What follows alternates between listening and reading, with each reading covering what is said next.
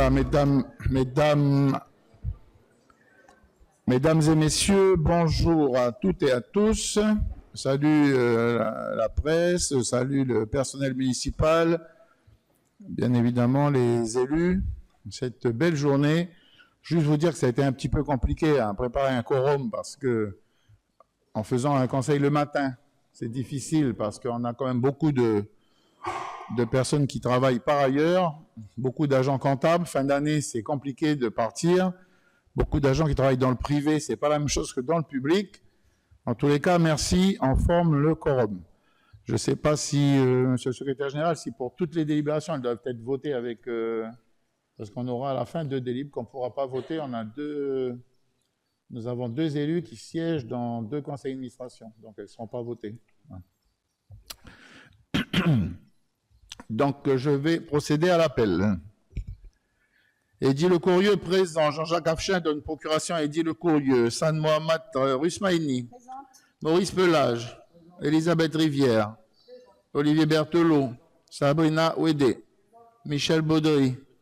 Valérie Bolo donne procuration à Maurice Pelage. Lionel Pangaloua. Elodie Ferrali. Marguerite Filimoaou. Absente. Chantal Courteau.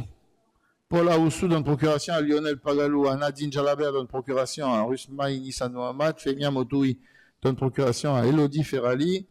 Pierre-Louis Alguérez. Sandrine Vantard donne procuration à Pierre-Louis Alguérez. Marie-Thérèse Tu. Vaya Froger donne procuration à Marie-Thérèse Tu. Lolesio Mawaka donne procuration à Georges Tarayaou. Raphaël Tofili donne procuration à Michel Baudry. Mathieu Goyon. Carlen Guéla. Catherine Gris-Vauboc donne procuration à Mathieu Goyon. Yves Poya, excusé. Laure Moreau. Nina Julier. Michael Leland, excusé. Frédéric Parent, excusé. Jean-Iréné, absent. Boineau, absent. Roméo Pidgeot, absent. Emiliana Toutiquian-Blandel, excusé. Pétello, Sao.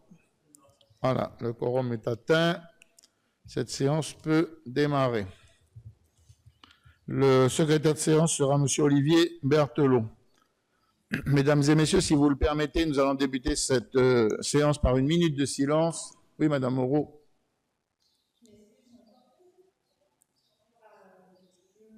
Je voulais tout simplement avoir un propos linéaire parce que aujourd'hui, on est sur un conseil municipal exceptionnellement à 10 heures. Alors, personnellement, moi aussi, je travaille, je me suis arrangée pour pouvoir être là parce qu'il faut qu'on fasse des quorums et qu'il faut qu'on vote des choses. Cependant, moi, j'aimerais bien ne pas simplement être une opposition pour faire un quorum, mais également être invitée sur des événements qui se passent, par exemple le conseil junior des délégués, des conseillers juniors. C'est quelque chose que j'aurais aimé participer. Il y a d'autres sorties et visites qui sont organisées par la mairie où malheureusement on n'est pas conviés. Donc ce serait bien qu'on ne serve pas juste à faire un quorum. Voilà, je voulais le dire. Merci. Merci, Madame. Y a-t-il d'autres propos liminaires? Pas d'autres propos, donc je continue le conseil. Donc je voulais, avant de débuter ce conseil, si vous le permettez, organiser une minute de silence en raison du départ de notre ami, chef de service Chanel, Logo Folaotoui, qui nous a quittés ce mois-ci. Je pense que tout le personnel sera d'accord pour remarquer cette fille intelligente. Elle nous laisse un sentiment vraiment de vide. Cette fille pleine de bonté, jolie femme, pleine d'énergie, qui a participé depuis 24 ans aux travaux de la ville en progressant régulièrement, en finissant sa carrière à la DSAP comme chef de service. Voilà, s'il vous plaît, une minute de silence.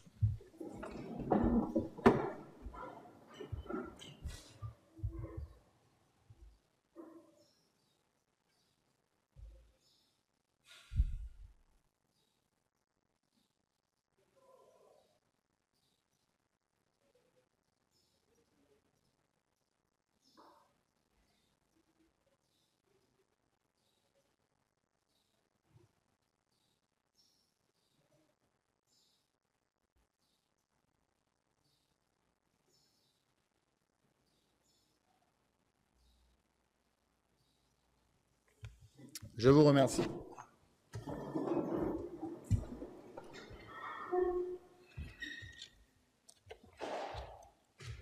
Le premier point de l'ordre du jour concerne l'approbation du procès-verbal du conseil municipal dernier, donc du 13 septembre. Y a-t-il des oppositions? Donc le procès-verbal est adopté. Le point numéro 2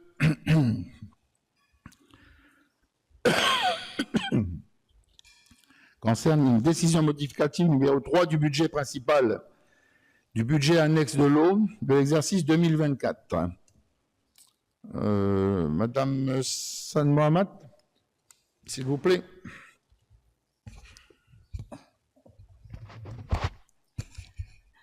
Merci. La présentation nous a été présentée en service des finances sur ces mouvements par monsieur le directeur financier. Si vous permettez, monsieur le maire, qu'il nous le présente. Oui, merci. Monsieur le directeur, s'il vous plaît. Fort et intelligible, comme vous savez le faire. Merci, monsieur le maire. Donc, bonjour à toutes et à tous. Pour cette décision modificative numéro 3, comme vous l'avez dit, ça concerne principalement le budget principal et le budget annexe O. Pour le budget principal, vous allez avoir des modifications au niveau de la section de fonctionnement en dépenses et en recettes, et cela permet en fait l'inscription de crédits pour couvrir la prestation de capitainerie provisoire qui sera au wharf du Vallon d'Or. Donc vous avez la dépense et vous avez également la recette de l'État en face, tout ça pour un montant d'environ 6,3 millions. Vous avez d'autres modifications qui vont concerner principalement l'augmentation des charges financières. Cela est dû au renouvellement de la ligne de trésorerie et son augmentation. Donc vous avez en face de ça les frais liés qui augmentent. Donc c'est pour un peu plus de 2 millions.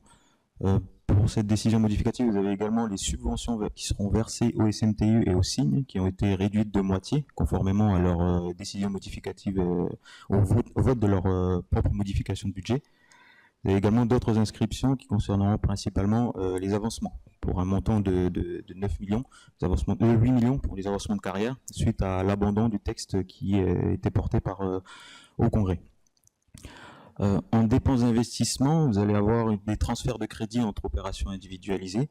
Vous avez également l'achat et l'installation de bouées de balisage pour le plan d'eau au Vallon d'Or, donc pour 1,5 million. Et ensuite, vous allez avoir une inscription au chapitre 45 qui consistera en fait à réimputer dans un premier temps les dépenses de fonctionnement pour les frais de capitainerie et également les frais liés à l'achat et l'installation des bouées. Donc tout ça pour un montant d'environ 7,8 millions. Donc ça, ce sont les principales modifications pour le budget principal. Donc vous avez, il est augmenté en fait de 25 299 433 000 francs, portant ainsi le budget à 5 105 777 792. En section de fonctionnement, le budget est modifié de plus 6 300 000. Et vous avez une modification en section d'investissement de plus 18 999 433 francs. Pour le budget annexe O, c'est des inscriptions que nous avons uniquement en section de fonctionnement. Ça va concerner les achats d'eau en gros que l'on fait au SIGN et la refacturation que nous faisons à la Calédonienne des eaux. Donc tout ça pour 10 200 000 en achat et 9 millions en refacturation. Donc le budget annexe O est modifié en section de fonctionnement uniquement pour 9 900 000 francs. Et c'est tout pour ces modifications du budget. Merci. Allez-y, Madame Sonne, pour la suite. Oui, donc les observations de la Commission des finances qui s'est réunie le 17 octobre dernier sur le budget principal. Dans la discussion générale, donc Madame Julia a demandé en quoi consiste la capitainerie. Messieurs Levanquet et Boéwami ont indiqué que, pour rappel, il y a actuellement une surutilisation de l'infrastructure, notamment de la rampe et du quai. Il s'agit d'une prestation de service de l'ordre de 2 millions de francs par mois, dont l'objectif est de coordonner les flux des navettes de passagers, provinciales ou privées, et des barges pour éviter tout risque d'accident. Un opérateur serait ainsi en contact radio avec les capitaines de bateaux et les remorqueurs de barges. Cet opérateur régulerait aussi le débarquement des camions et le flux de marchandises. Ils indiquent également que la présence des agents de la ville et de la province sud pour l'assistance aux passagers est maintenue, ainsi que l'inscription de la recette en investissement au compte 45 opérations pour compte de tiers qui permettra à la ville d'émettre un titre de recette de recettes à l'encontre de la Nouvelle-Calédonie afin qu'elle rembourse le coût de ce service provisoire. En effet, la ville se substitue au gouvernement de la Nouvelle-Calédonie qui est compétent en la matière. Lorsque la Nouvelle-Calédonie remboursera la ville, les sommes versées par l'État lui seront alors restituées. Sur le budget annexe O, il n'y a pas eu d'observation et les 3 projets de délibération ont reçu un avis favorable de la commission à l'unanimité des membres présents. Merci.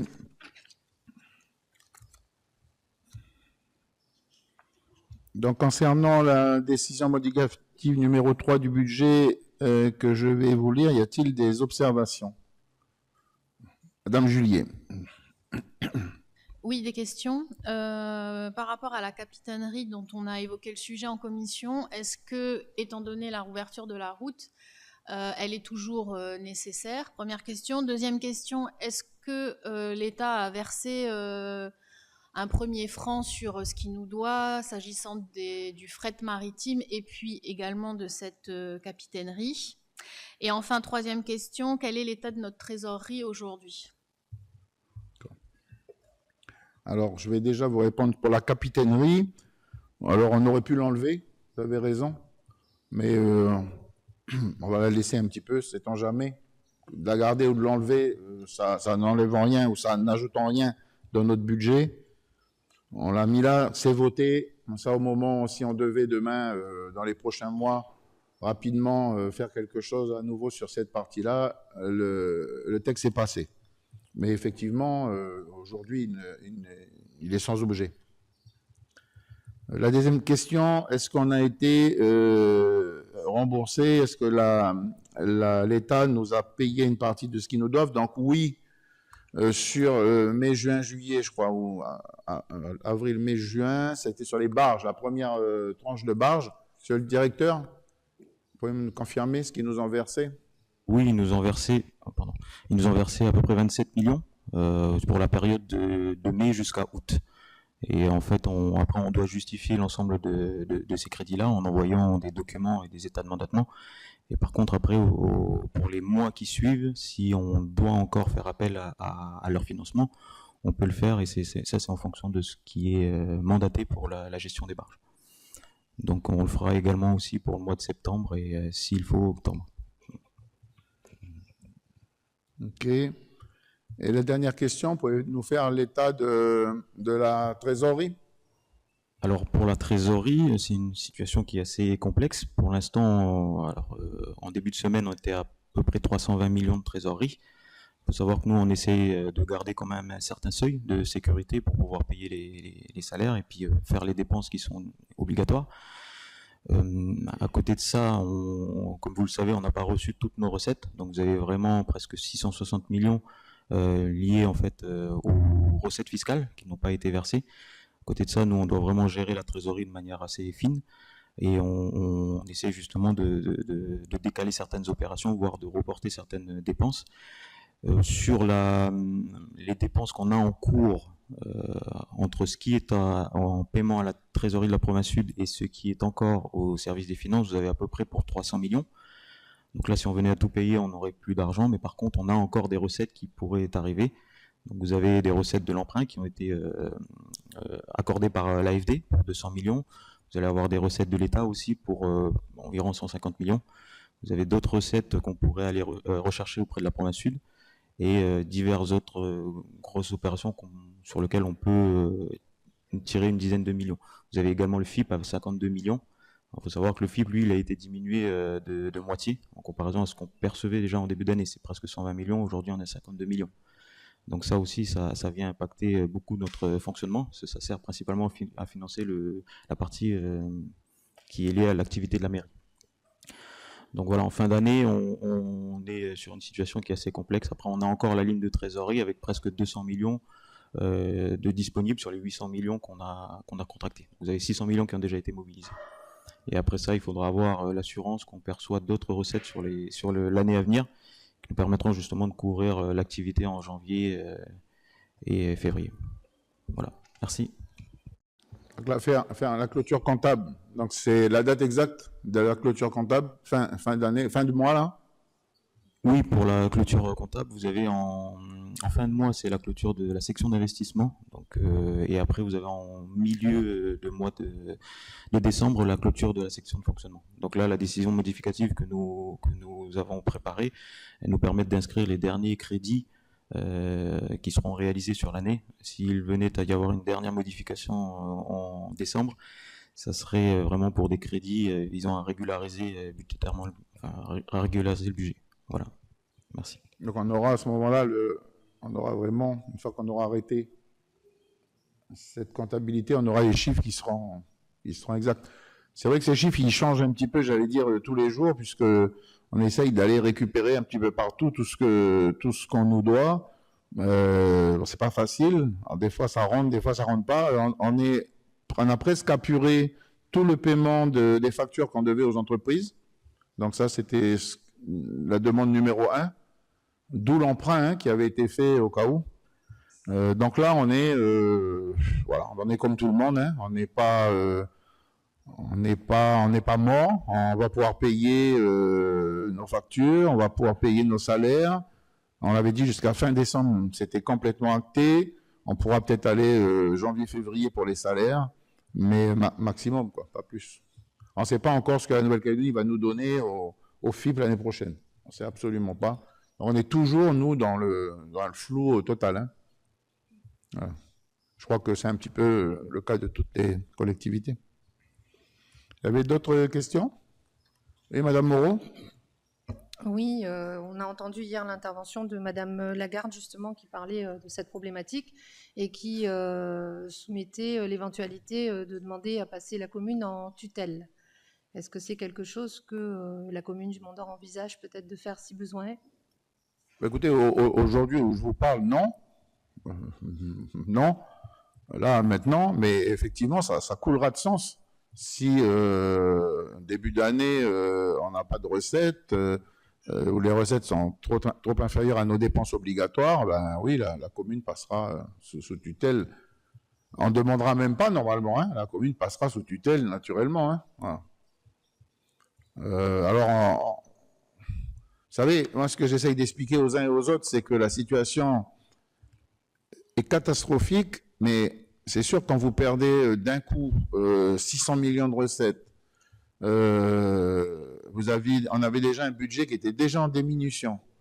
L'année prochaine, on ne sait même pas ce qu'on va nous donner.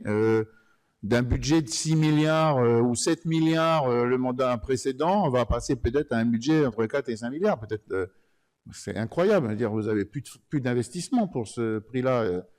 Donc, il faut vraiment que derrière qu'on ait cette assurance que l'État relance notre économie, que l'État nous aide à redémarrer tout ça, parce qu'on a besoin Je vous rappelle que nos recettes de vallée ne sont pas là, elles ne sont pas au rendez-vous. Elles ne seront pas au rendez-vous dans 2 ans, puisque l'année a été pratiquement fermée, l'usine a été fermée toute l'année. Donc, je ne sais pas ce qu'on aura, c'est N+2. Donc, dans 2 ans, sur 500 millions que peut nous donner Vallée, mais ça sera encore une recette en moins. Donc, c'est des perspectives qui sont... On en parle souvent en réunion d'adjoints, parce que on a tendance à continuer à vivre avec nos dépenses obligatoires, nos écoles, notre sport, nos plateaux, etc., etc. Et je dis aux adjoints qu'on n'en est même plus là, quoi. On n'en est plus là. Aujourd'hui, il faut encore, si bien que toutes les collectivités sont en train de taper dans la masse salariale pour revoir au minimum ce qu'on peut encore... Je vous rappelle juste que l'État nous a dit on viendra certainement au secours des collectivités de la Nouvelle-Calédonie. Je crois que ça a été plus ou moins annoncé par le ministre des Outre-mer. Mais en échange, ils nous demanderont encore de faire des efforts assez considérables. Donc après, je ne sais pas dans quoi il faudra taper. Voilà. Moi, j'ai rappelé quand même au ministre que la conduite d'eau qui va jusqu'à Ploum, elle ira toujours jusqu'à Ploum. Les conduites d'eau, les routes. Quand on a une route qu'il faut aller entretenir jusqu'à Prony Resources, les routes, heureusement que pour l'instant il ne pleut pas parce que nos routes sont moins dégradées, mais imaginez la période de pluie qu'on a eue il y a 2 ans, on aurait des routes qui ressembleraient à rien aujourd'hui. Voilà, et on vient de faire le minimum, on a passé le Pointe-à-Thon la semaine dernière. Dire là, on est encore, j'allais dire, la gestion à minima. Et l'année prochaine, on sait absolument rien. Voilà. Je vous le dis. Alors on essaye, nous, là, de gratter. Moi, j'incite les services à vraiment gratter tout ce qui peut être gratté. Si on ne peut pas le dépenser maintenant, ben on ne le dépense pas, puis on le mettra comme ça sur le budget de l'année prochaine. On aura un petit quelque chose de la ville. Donc, de ne pas faire les dépensiers cette année, parce que si on peut garder quelque chose, c'est dans 2 mois. Hein. Voilà. Donc voilà, Madame Moreau, là, en situation, une trésorerie qui n'est pas saine, mais qui est positive. Moi, ce que je voulais, c'est surtout qu'on paye toutes les entreprises. Donc, on n'est pas loin, là. Il nous reste, comme le disait le directeur financier, 300 millions de factures, mais qui vont être payées. Et puis voilà, on va clôturer tranquillement l'année. À condition qu'on n'ait pas une catastrophe supplémentaire. Y a-t-il d'autres interventions? Pas d'intervention. Je vous lis la délibération qui porte décision modificative numéro 3 donc, du budget principal pour cet exercice 2024.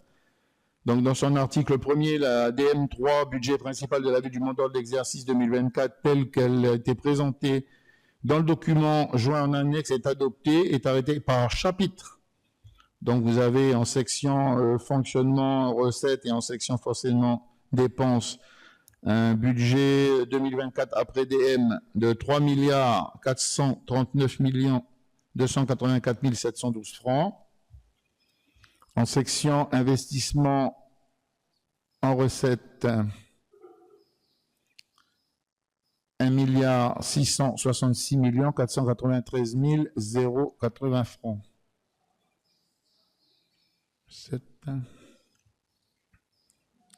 Et en total des opérations individualisées, toujours dans le section investissement dépenses, 711 057 783 francs. De l'article 3 est autorisée la diminution de 64 489 033 francs des subventions de fonctionnement aux établissements, donc chapitre 657 subventions de fonctionnement. Donc vous avez le tableau ci-dessous concernant le SING, le SMTU, la Caisse d'école, le CCAS, les autres organismes publics, subventions de fonctionnement aux associations, donc avec un total subvention de fonctionnement, donc de moins 64 millions, je viens de vous le dire, 489 033 francs, qui porte le montant total de cette subvention de fonctionnement à 417 136 547 francs. L'article 4, c'est un article de recours et l'article 5, c'est un article d'exécution. Je mets la délibération vote qui est contre, qui s'abstient, avis favorable du Conseil. La deuxième délibération porte décision modificative, toujours numéro 3 du budget, mais cette fois-ci c'est annexe de l'eau de l'exercice 2024. En article 1er, la décision modificative numéro 3 du budget annexe eau de la ville du Mont-d'Or de l'exercice 2024 tel que présenté dans le document ci-joint est adopté et arrêté par chapitre. Donc là, vous avez en section fonctionnement en recettes dépenses un montant de 96 852 729 francs. Section d'investissement recettes 195 960 184 francs. Idem pour la section d'investissement dépenses. La présente délibération dans l'article 2 fait l'objet d'un recours. Article 3, article d'exécution. Je mets la délibération au vote qui est contre, qui s'abstient, avis favorable du Conseil. Et enfin, la troisième délibération qui approuve toujours les autorisations de programme de la décision modificative numéro 3 du budget principal de l'exercice 2024. Donc, dans son article 1, sont approuvées les modifications des autorisations de programme listées ci-dessous dans les fiches individuelles sont annexées à la présente délibération. Vous avez 2 fiches, aménagement bâtiments communaux, aménagement de voirie. Article 2, article de recours, article 3, article d'exécution. Je mets la délibération au vote qui est contre, qui s'abstient. Avis favorable du Conseil. Nous passons à la délibération suivante qui concerne la réduction du tarif de la redevance d'enlèvement des ordures ménagères. Donc, c'est une régularisation du deuxième trimestre 2024. Je rappelle que la facture de troisième trimestre n'a subi aucun changement. Par contre, la facture du quatrième trimestre va bénéficier également d'une réduction de tarif. Madame Sad Mohamed, s'il vous plaît.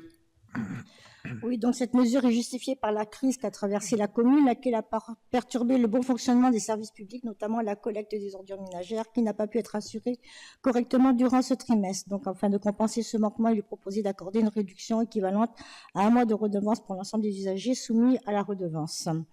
Donc, vous avez le tableau des tarifs. Donc, pour le nord-sud, pour un bac individuel, au lieu de 10 965 francs par trimestre, donc la redevance est de 7 310 francs. Pour l'unité de regroupement, au lieu de 7 920, 5 280 francs. L'unité de regroupement sans jardin, 6 705 francs, 4 570 francs. Et pour l'unité de regroupement sans jardin du centre-ville, au lieu de 8 160 francs, ce sera 5 440 francs. Pour le Grand Sud, pour les bacs de 240 litres, au lieu de 5 490 francs du trimestre, ce sera 3 670 francs du trimestre. Et pour l'unité de regroupement sans jardin, 3 848 francs du trimestre, ce sera 2 282 francs. À la commission des finances qui s'est réunie le 17 octobre dernier, en réponse à l'interrogation de Mme Julier concernant le non-ramassage des bacs jaunes et des déchets verts, M. Alcha a indiqué que les services devront évaluer le coût de ce service non fait afin de proposer une réduction de la facture, et la ville a déjà reçu des réclamations à ce sujet. Le projet de délibération a reçu un avis favorable de la commission à l'unanimité des membres présents. Merci.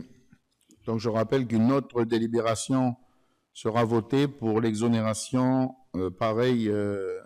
des tarifs, enfin une diminution des tarifs pour la facture du troisième trimestre. On a eu un certain nombre d'appels des administrés, un certain nombre de courriers nous faisant part justement qu'ils devraient bénéficier d'une diminution de tarifs. Je vous rappelle que c'est une réom, donc effectivement c'est pour service rendu, donc cette diminution elle sera faite. Je rappelle aussi que les budgets eau et assainissement et ordures ménagères sont des budgets qui doivent être votés en équilibre. Voilà, donc il faudra qu'on fasse aussi attention pour ne pas avoir l'année prochaine à voter un surcoût pour compenser la perte. Donc on verra avec l'État pour qu'il ne nous demande pas dans ce budget annexe, on mettra du budget principal, on piochera dans le budget principal pour équilibrer le budget, on verra avec l'État pour qu'il ne nous le reproche pas, puisque ce n'est pas aujourd'hui à l'ordre du jour. Y a-t-il des questions sur cette délibération? Oui, Madame Moreau. Merci. Alors, nous tenons bien sûr à saluer cette décision que la mairie a prise de revoir la redevance du deuxième trimestre, et nous remercions également d'avoir pris en considération notre demande concernant le troisième trimestre. Je me permets également d'intervenir sur le sujet parce que du côté du Mont-d'Or Sud, c'est vrai qu'on a été privé de ramassage pendant un certain temps. On n'a pas, à ce jour, que je sache, toujours l'accès à la déchetterie pour apporter nos encombrants. Je crois que c'est encore très restreint parce que plusieurs personnes m'ont fait part que ce n'était pas possible d'emmener et les déchets verts ou encore les déchets d'encombrants comme le fer ou autres. Donc, ils étaient en attente de savoir quand est-ce que ça allait reprendre une normalité, entre guillemets. Autre chose également qu'on a pu constater pendant cette période de crise, étant donné qu'on est aussi dans une dynamique de voir les budgets à la baisse et faire des économies, le bac de 240 litres que nous avons en porte-à-porte au Mont-d'Or s'est avéré pas forcément être utile dans le sens où les Mont-d'Oriens ont quand même joué le jeu de faire très attention, de recycler tout ce qui était recyclable, même si les bacs jaunes n'étaient pas ramassés. Le Mont-d'Orien, d'une façon générale, ne produit pas tant de déchets que ça par foyer, et peut-être que revoir la quantité du litre serait une solution à envisager pour réduire, pourquoi pas, le coût ou le nombre de collectes que nous effectuons. Merci. Merci. Y a-t-il d'autres interventions? Je voulais la délibération. Donc, qui accorde une réduction du tarif de la redevance d'enlèvement des ordures ménagères du deuxième trimestre 2024. Dans son article 1er, le maire est autorisé à titre exceptionnel à appliquer une réduction des tarifs de la redevance d'enlèvement des ordures ménagères, la REOM, pour le deuxième trimestre 2024. Les tarifs de la REOM du deuxième trimestre 2024 sont fixés comme suit. Donc, on vous les a rappelés tout à l'heure. Article 2, article de recours, article 3, article de délibération. Je mets la délibération au vote. Qui est contre, qui s'abstient, avis favorable du Conseil. Le prochain sujet concerne la tarification des divers droits municipaux. Principalement, je crois que la réduction des marchands ambulants. Madame Sad Mohamed. Donc, les modifications ont porté sur la rubrique droit, notamment sur les activités commerciales, l'occupation pour les marchands ambulants, pour les terrasses de commerce, pour les fourrins, manèges, engins assimilables, pour les manifestations, expositions. Donc, afin d'encourager la relance de l'activité économique, la commune a décidé de réduire provisoirement les tarifs de 30% pour les commerçants ambulants. Donc, vous avez l'ancienne version et ensuite les modifications qui s'ensuivent. Ensuite, également, toujours sur les activités commerciales, ce sont les emplacements du marché municipal du Mont d'Or. Aujourd'hui, les emplacements sur les marchés sont fixés et attribués en fonction d'un plan établi dès le lancement du marché. Chaque emplacement se voit assigner une lettre et un numéro. Ces emplacements sont organisés selon les types d'occupation spécifiques tels que les locaux commerciaux, les stands alimentaires, les espaces fermés équipés, ainsi que ceux disposant d'équipements adaptés à des activités particulières comme la poissonnerie. Il est donc de proposer de fixer des tarifs mensuels au mètre carré en fonction du type d'occupation plutôt que de se baser sur une surface prédéfinie dans le plan du marché. En effet, ce système rigide complique la gestion et limite la capacité du gestionnaire à répondre efficacement aux besoins des commerçants. Donc, vous avez les nouveaux tarifs qui sont proposés. Toujours sur les activités commerciales, l'occupation de l'espace de travail partagé. Donc, il est également proposé de réviser les tarifs pour la location du parking sécurisé de l'ETP, principalement destiné à un usage professionnel. Cette révision a pour objet d'ajuster les tarifs afin qu'ils soient plus accessibles, permettant ainsi à la commune de soutenir l'activité des entreprises qui utilisent les infrastructures de l'ETP. En appliquant des tarifs modérés, la ville cherche à ne pas alourdir les charges des entreprises tout en garantissant une gestion efficace et équilibrée des espaces publics. Cette initiative vise à encourager l'activité économique locale tout en maintenant des coûts de stationnement raisonnables pour les professionnels. Donc, vous avez également des nouveaux tarifs proposés. Sinon, pas de changement pour le reste des tarifs des activités commerciales. Dans la discussion générale, lors de la commission des finances du 17 octobre 2024, Madame Julia a constaté qu'une baisse des tarifs est appliquée pour les marchands ambulants, mais pas pour les emplacements du marché municipal. Elle craint donc que les administrés se dirigent plutôt vers les emplacements pour marchands ambulants.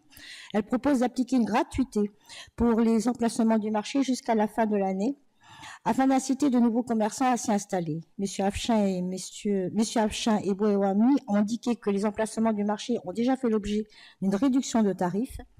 3 nouveaux commerçants se sont installés ces derniers mois et que d'autres personnes sont intéressées. Les emplacements du marché dégagent une recette annuelle de 3 600 000 francs. Les emplacements pour marchands ambulants au débarcadère du Vallon d'Or sont gratuits depuis le début de leur installation. Ils seront désormais payants, ce qui représente environ 500 francs par jour pour une location mensuelle. Des échanges se sont déjà tenus avec les commerçants.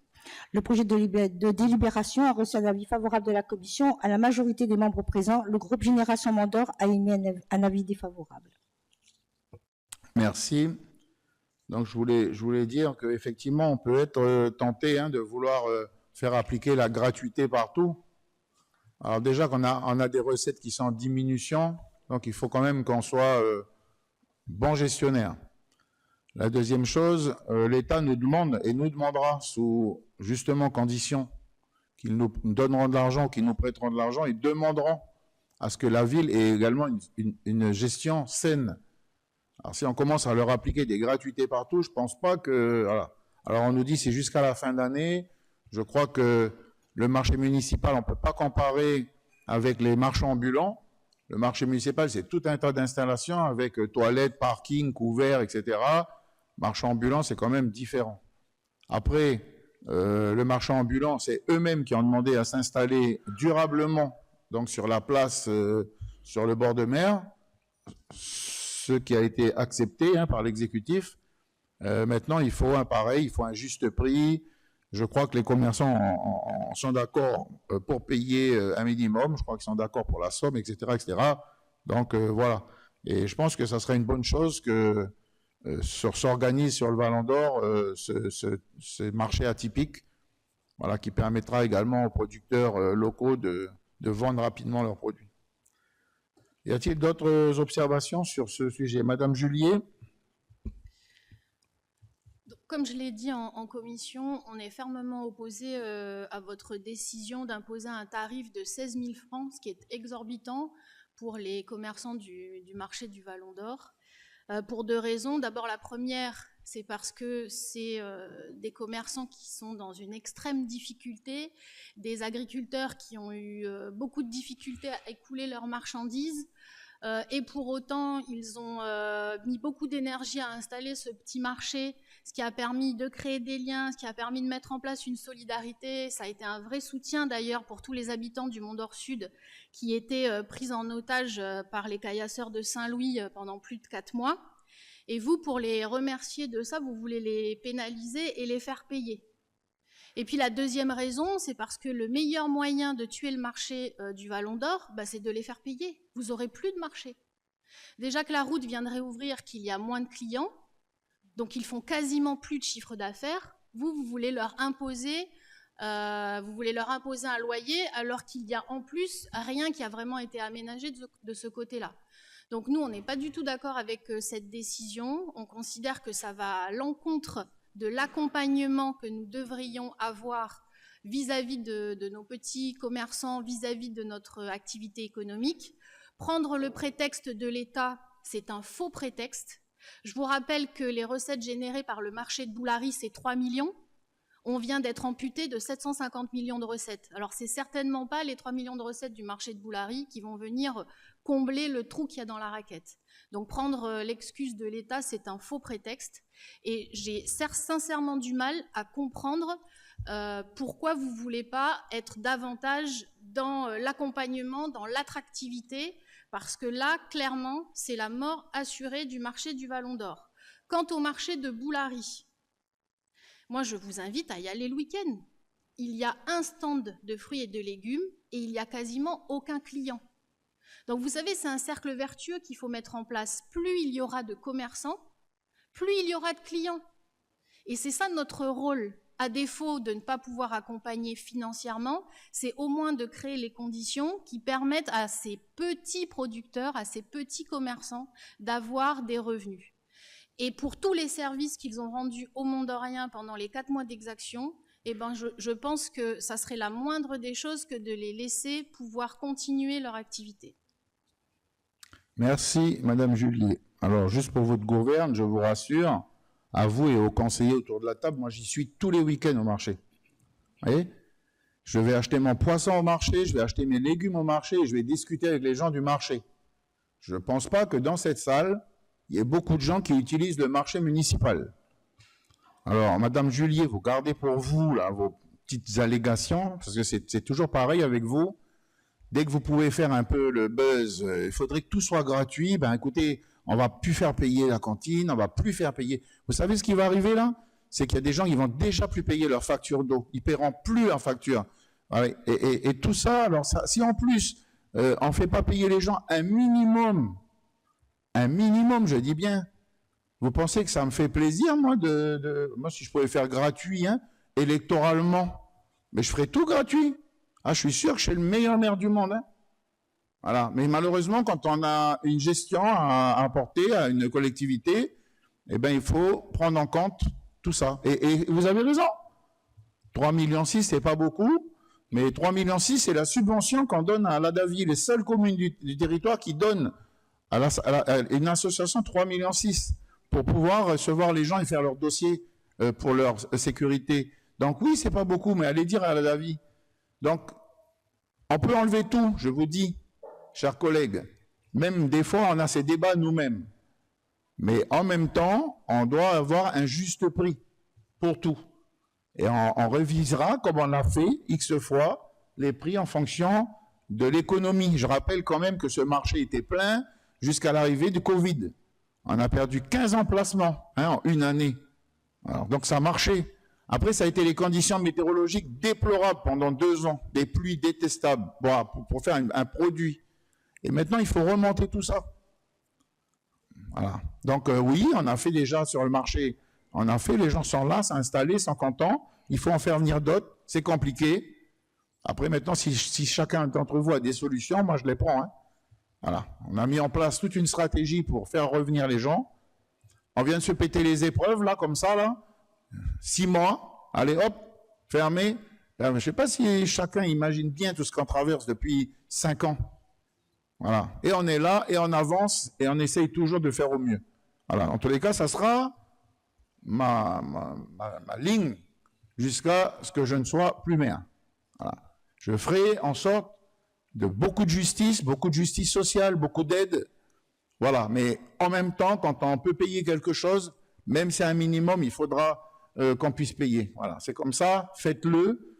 Je sais qu'on est filmé, donc d'où un certain nombre de questionnements, mais on est filmé, je dirais aux gens, c'est la solidarité qui fera que demain, la ville de Mandor ou les villes d'à côté, elles continueront à exister. Ça veut dire, le truc, c'est de venir payer ses factures. Voilà, sa facture d'eau, sa facture d'électricité, tout ça, ce sont les recettes de la ville du Mandor.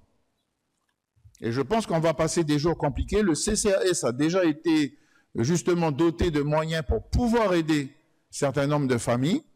Voilà, donc je pense qu'on met en place quelque chose d'équilibré. Monsieur Baudry, comme vous êtes sur place sur le marché, vous pouvez nous en dire quelques mots? Oui, monsieur le maire. Excusez-moi pour ma voix. Oui, alors moi j'ai fait, vous savez très bien, madame Julie, que je m'occupe du marché du Vallon d'Or. Il faut savoir que j'ai fait le tour des commerçants et ils veulent que ça perdure, qu'ils restent là-bas. Et donc j'ai bien vu avec eux qu'on va être obligé de leur faire payer une redevance et ils sont entièrement d'accord. Bien sûr, j'ai parlé, vous savez très bien, avec Miguel, la personne du Churros qui lui chapeaute un petit peu tout le monde. Et donc on a fait une petite réunion et tout le monde est bien d'accord. Je leur ai expliqué que on va pas vous mettre le tarif qu'on a ici même sur Boulari, bien entendu, mais qu'on est obligé de leur faire payer une petite redevance qui est de l'ordre de 16 000 francs, et ils sont entièrement d'accord. Ensuite, on a parlé pour la mise en place du compteur électrique, donc là, on doit encore en reparler ensemble, que chacun va voir avec EEC pour pouvoir mettre un compteur et pouvoir continuer leur activité. Mais on est vraiment derrière eux, moi je les soutiens beaucoup, hein, comme vous le savez, hein. Et donc, pour le moment, ils sont d'accord pour qu'on puisse payer une petite redevance, voilà, hein, le remplacement. C'est un accord qu'on avait ensemble. Merci. Merci, monsieur Baudry. D'autres questions, madame Julier?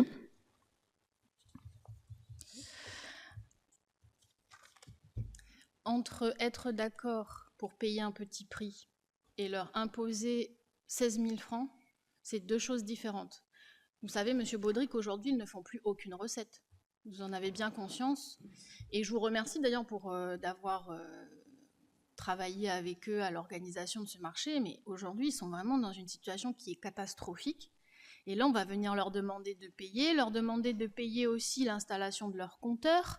Là, il y a une nocturne qui va être organisée, mais visiblement, elle va être annulée parce qu'on n'est pas capable, nous, la mairie, d'accompagner ce marché nocturne avec de l'éclairage convenable pour qu'il n'y ait pas d'incident. Donc, ça serait quand même dommage, alors que cette première initiative a été lancée. Et je reviens sur les propos de monsieur le maire, qui ne souhaite pas faire de la gratuité. Pourtant, c'est ce que vous avez fait pour le TP. De l'ETP. Vous avez fait gratuit le TP. Donc, moi, il faudra m'expliquer les 2 poids, 2 mesures. On ne peut pas dire d'un côté, ceux-là, on leur fait gratuit, mais les autres, on va les faire payer. Et puis, je pense que Madame Rivière, que je salue et que je félicite pour son élection de la présidence de la Chambre, sera d'accord avec moi. On ne pourra pas attirer nos artisans si on leur fait payer un prix trop important. Il faut qu'on applique un principe d'égalité. On aide les plus fragiles au travers du CCAS. C'est bien, on les aide. On fait quoi pour les acteurs économiques? Pour ceux qui produisent de la richesse, on fait quoi? Alors oui, on n'a pas d'argent, on ne peut pas les accompagner économiquement. Mais ça, par contre, leur mettre à disposition l'emplacement, on peut le faire.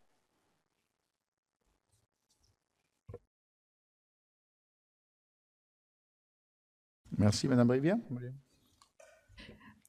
Merci, Madame Julier. Vous dire que oui, effectivement, je suis aussi président d'une chambre. On a aussi des structures comme la ville A qu'on met à disposition de nos artisans, mais rien n'est gratuit. Rien n'est gratuit. Et effectivement, dans les périodes difficiles, on essaye d'accompagner l'ensemble de nos ressortissants. Et sur la ville du Mont-d'Or, c'est ce qu'on essaye de faire. Mais vous savez que la gratuité, ça n'aide pas forcément. Des fois, c'est au détriment des artisans. Alors, certes, aujourd'hui, il y a beaucoup moins de personnes qui viennent consommer sur la zone du Vallon d'Or. Est-ce que la réflexion, c'est est-ce qu'on fait de la gratuité ou est-ce qu'on essaye de trouver quelque chose d'autre qui leur permette d'avoir à nouveau de la clientèle? Est-ce que c'est le bon lieu aujourd'hui, compte tenu qu'il n'y a plus de passage? Est-ce qu'il ne faut pas trouver un autre lieu? Est-ce qu'on n'a pas quelque chose à faire, un échange avec eux pour trouver un autre emplacement où on va avoir plus de clientèle ou trouver une autre façon de faire les choses pour leur attirer plus de clientèle? Moi, je crois qu'on est plus vers cette option-là. Et en tous les cas, s'ils ont besoin au niveau de la ville, bien, on sera là pour les accompagner, mais il y a aussi les chambres consulaires et les 3 chambres consulaires pour les artisans, les commerçants et les agriculteurs de toutes ces zones. On est là pour les accompagner et on est là pour accompagner le développement économique de proximité aussi, et donc peut-être développer des zones économiques pour l'ensemble des 3 secteurs sur le Mont-d'Or. On sait qu'il y a eu une grosse difficulté avec Saint-Louis. Eh bien, peut-être que la ville n'a pas tous les moyens, mais en tous les cas, les chambres consulaires pourront aussi accompagner l'ensemble de leurs ressortissants pour trouver les meilleures solutions. Alors, aussi, les 500 francs ne sont payables, il me semble, que à la journée, c'est bien ça? Et donc, au nombre de jours qui seront, on va dire, en gros, utilisés. Donc, la somme n'est pas forcément de 16 000 francs par mois, si j'ai bien compris le texte. Voilà la réponse que je peux apporter. En tous les cas, je suis aussi adjointe en charge du développement économique et je suis à la disposition de ces ressortissants et des Mondoriens. Merci. Y a-t-il d'autres interventions? Monsieur Sao, je vous en prie. Oui, merci, Monsieur le maire. Je partage un peu ce qui a été échangé depuis le début sur cette délibération. Je ne suis pas forcément pour une certaine gratuité, mais plutôt pour un prix symbolique. Je voudrais bien qu'on nous confirme ce que vous venez de nous affirmer, Madame Rivière, sur le montant des 500 francs à payer. Est-ce que c'est vraiment journalier ou est-ce que c'est mensuel? C'est 16 100 francs forfaitaires. Donc c'est forfaitaire, qui ramène ça sera pas à 500 francs par jour. Mais c'est bien forfaitaire. Donc si c'est un forfait, ça veut dire qu'on paiera bien 16 000 francs, même si on n'occupe pas le marché tous les jours. Oui. Donc ça serait plutôt d'aller dans l'option que vous venez de présenter, Madame Rivière. Je suis d'accord avec vous, si c'est 500 francs sur les jours, qu'on paye les jours vraiment effectués et non pas un forfait pour favoriser la tenue de ce marché. Je comprends la démarche qui est faite aussi de baisser les tarifs sur les marchés ambulants, mais je ne comprends pas pourquoi vous l'augmentez sur le marché municipal. Les raisons invoquées, notamment sur les garanties auprès de l'État, j'ai envie de dire que les garanties auprès de l'État, il n'avait qu'à nous garantir la sécurité, et peut-être qu'on ne serait pas dans cette situation aussi. Donc, lui faire comprendre son rôle et ses fonctions et ce qu'il avait comme prérogative pour maintenir la sécurité dans notre commune. Donc, pourquoi augmenter les tarifs des marchands au marché municipal? Là, je ne vois pas la cohérence avec ce qui est proposé. On les augmente pas. Ben si, vous les augmentez là. Non. Oui, vous les aviez diminués et on revient à peu près au tarif auquel on avait diminué précédemment. Pas non. Enfin, à moins que je ne comprends pas le tableau qui nous est envoyé. Hein. Je pourrais terminer, s'il vous plaît, puis après vous me répondrez. Et enfin, pour finir, si on doit faire des économies puis une valorisation du marché municipal, est-ce qu'on peut avoir un retour sur le taux de fréquentation de l'ETP et quand est-ce que vous envisagez finalement sa fermeture ou sa réorientation, étant donné qu'il ne rapporte pas grand-chose depuis qu'il a été ouvert? Merci.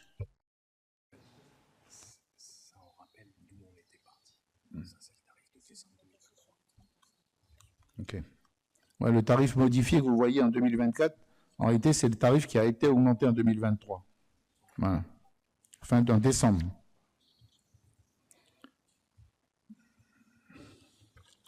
Merci. Y a-t-il d'autres interventions? Oui, Madame Moreau.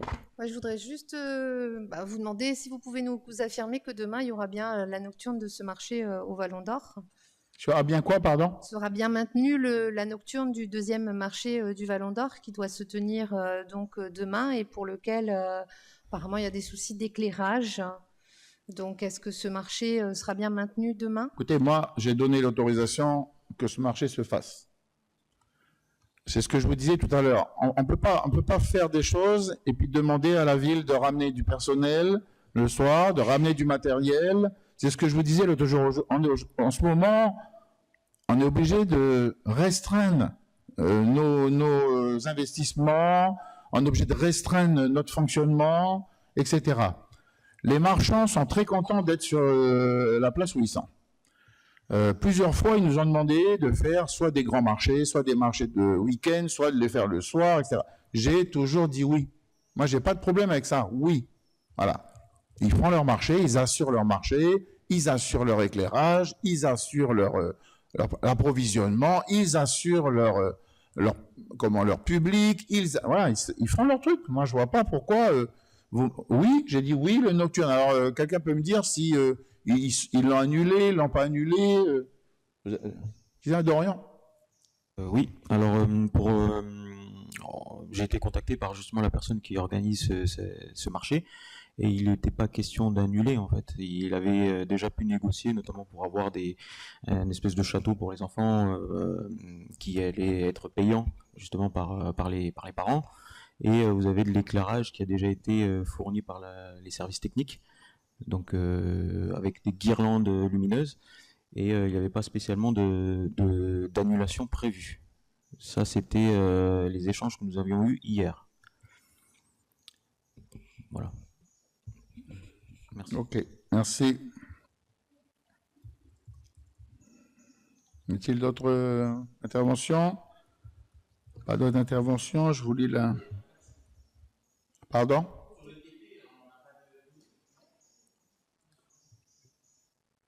Le TP, monsieur le directeur financier? Alors, on a un suivi avec justement les locations ou les occupations qu'il y a. Vous avez quand même, on va dire, 5 entreprises qui louent assez régulièrement, enfin qui occupent les locaux régulièrement, et vous avez après des demandes, notamment pour bénéficier on va dire des salles pour des réunions, et ça c'est plus des demandes qui sont ponctuelles. Après, je pourrais éventuellement vous faire un état de ce qui est loué habituellement. Un peu plus détaillé. Voilà, justement. Merci. Ok, merci pour l'état détaillé. Alors, je ne sais plus où j'en suis.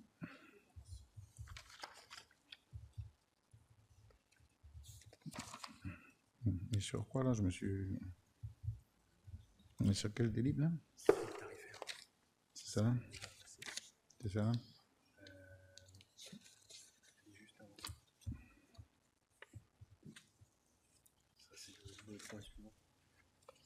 Voilà. C'est là la délib? Ok.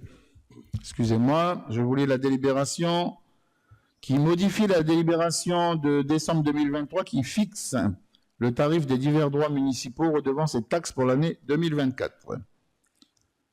Dans son article 1er, la délibération du 14 décembre 2023 est modifiée comme suit. Dans les activités commerciales, alors je ne vous lis pas toute la délib parce qu'elle est énorme, mais vous avez ce qui nous a concerné dans la limite forfaitaire, on a fait dans l'occupation au moins, dans les définitions secteurs, de Pont-des-Français à Saint-Michel, de Saint-Louis à Ploum. Donc on est passé d'un tarif de 23 100 francs à ce qu'on vote aujourd'hui, un tarif de 16 100 francs.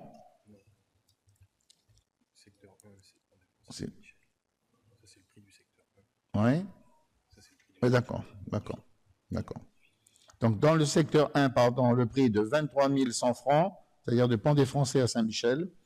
Et dans le tarif 2, de Saint-Louis à Ploum, donc c'est un tarif réduit à 16 100 francs. Voilà. Et je ne vous lis pas les autres. Il y avait quoi encore dedans? Donc, L'emplacement, c'est pareil. Voilà. Donc, l'article... Oui, c'est un peu confus, votre truc, là. C'est l'article 1. Oui. Qui change les différents... OK. Et donc, il y a l'emplacement du marché municipal également. Les emplacements sont organisés selon les types d'occupation spécifiques tels que les locaux commerciaux, les stands alimentaires, les espaces fermés équipés, ainsi que ceux disposant d'équipements adaptés à des activités particulières. Donc, on était à un tarif en 2020 de 2100 francs par mètre carré par mois, et on est passé aujourd'hui au lieu de 2200 francs à 1760 francs en 2024. Voilà. Et après, vous avez un tarif alimentaire, etc. etc. Après, vous avez l'occupation de l'espace de travail partagé. Donc, vous avez la salle polyvalente avec les nouveaux prix, la salle polyvalente plus le multimédia, les tablettes, le poste de travail, les boîtes à lettres, parking sécurisé. Enfin, vous avez tout ça, la photocopie et la photocopie. Le reste en changement. Voilà. C'est où qu'on voit la diminution? Ok. C'était où les anciens tarifs? Ah ouais. Je ne sais pas. Donc, ce qui a été changé, c'est le parking sécurisé.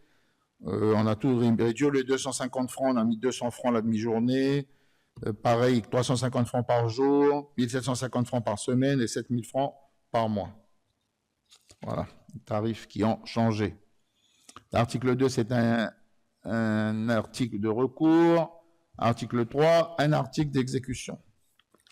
Donc, je mets la délibération au vote qui est contre, qui s'abstient, avis favorable du Conseil.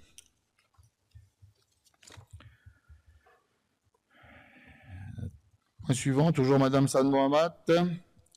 L'habitation du maire a signé un avenant du service de l'eau entre la ville et la Calédonienne des Eaux. Donc, vous savez que justement, la difficulté que certains foyers auront à payer leur facturation au trimestre. Donc, avec la Calédonienne des Eaux, on permet aux administrés de payer leur facturation mensuellement. Allez-y, Madame San Mohamed. Donc, l'objet de l'avenant, soucieuse de développer sur son territoire des outils permettant d'offrir à ses administrés un meilleur service, la ville du Mont-d'Or souhaite faire évoluer le contrat, l'alliant à son délégataire. Ainsi, la commune et le délégataire se sont accordés sur les nouvelles dispositions suivantes: la mise en place d'une facturation mensuelle, en mensualisant la dépense, on étale la charge pour être au plus proche de la capacité à payer des usagers, capacité impactée par la crise économique et sociale que vit la Nouvelle-Calédonie depuis le mois de mai 2024. Cette nouvelle disposition est une option à laquelle les abonnés pourront souscrire. Et également, la mise à jour de l'adresse et de l'horaire de l'accueil clientèle à Boulari. Donc, il est proposé d'habiliter Monsieur le maire ou son représentant à signer l'avenant numéro 2 joint à la délibération. Les observations à la commission des finances du 17 octobre 2024, en réponse à l'interrogation de Monsieur Tarayaou, Monsieur Oxford a indiqué que la CDE tient une permanence à l'agence OPT de la Coulée. Le projet de délibération a reçu un avis favorable de la commission à l'unanimité des membres présents. Merci, Madame. Y a-t-il des interventions? Pas d'intervention, je voulais la délibération. Le maire ou son représentant est habilité à signer l'avenant numéro 2 au contrat de délégation de service public de l'eau potable entre la ville et la Calédonienne des Eaux. Article 2, article de recours. Article 3, article d'exécution. Merci. Un point important, l'approbation du programme de travaux de réalisation du centre d'incendie et de secours du Mont-d'Or, Col-Barreau. Monsieur Goyon, s'il vous plaît. Lors de la commission en date du 17 octobre, pour répondre aux interrogations de M. Bagalois, M. Oxford et M. Levanquet, indique que la parcelle identifiée est située en face du QAV de la Coulée, au nord-est de l'école Les Coccinelles. La surface du futur bâtiment représentera un quart de la parcelle, laissant la place pour l'aire de stationnement et d'entraînement. Des études de sol seront réalisées pour permettre à la collectivité de connaître le type de fondation à mettre en place. En attendant, des travaux d'amélioration du site actuel sont prévus et débuteront en fin d'année. La future destination du bâtiment actuel n'a pas encore été définie. En réponse à l'interrogation de Mme San Mohamed, M. Oxford indique que le Fonds communal de développement et l'évolution de l'ancien contrat d'agglomération entre l'État et la ville, les demandes de crédit pour les projets doivent être formulées et motivées chaque année. À ce jour, l'État accompagne la ville pour la réalisation des études. La ville déposera un nouveau dossier auprès de l'État en fin d'année, voire début d'année prochaine. Le projet de délibération a reçu un avis favorable de la Commission à l'unanimité des membres présents.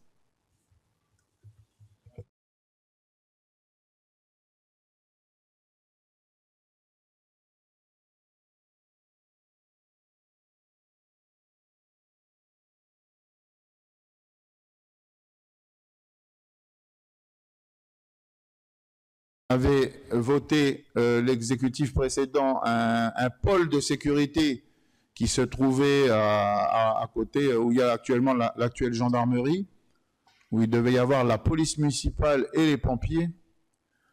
Alors pour des raisons évidentes, on a été sollicité par diverses associations, dont l'association Citoyens du Mont d'Or. Je remercie d'être là.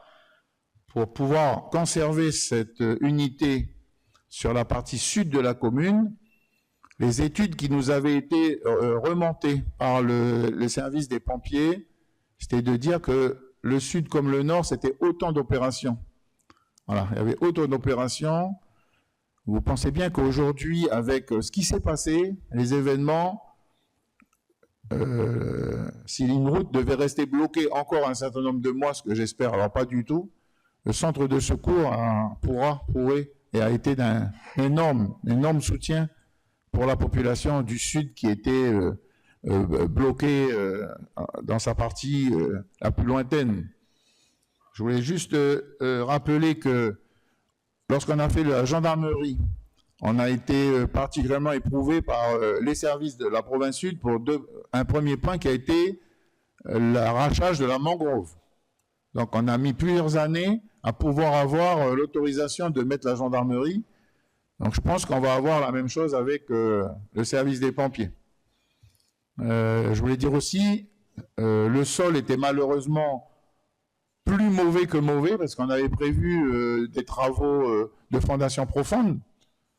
Malheureusement, il y avait encore une couche de boue sous la gendarmerie, donc il a fallu faire un remblai de substitution qui nous a coûté 150 millions supplémentaires.